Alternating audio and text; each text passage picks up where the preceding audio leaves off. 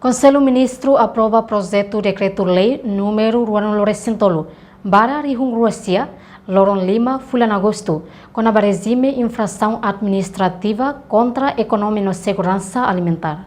Governo Lihusi reunião Conselho Ministro aprova projeto decreto-lei refere quarta-feira Loron Ida, Fulan Março Tinan Rihun Rua Ruanulu Recintolo. Ministro Presidencial Conselho Ministro Fidelis Manuel Leite Magalhães Sateteng.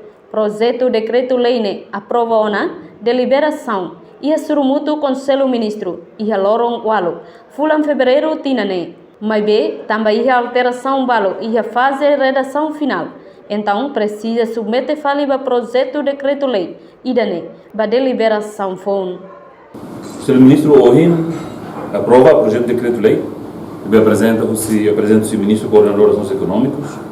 Alteração da RURO para o Decreto-Lei número 23, de 2009, foram 5 de agosto, com o regime de infração administrativa será contra a economia e segurança alimentar.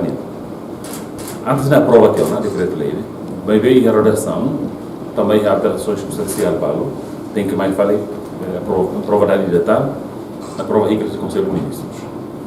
Também a natureza a redação final, mas a natureza técnica.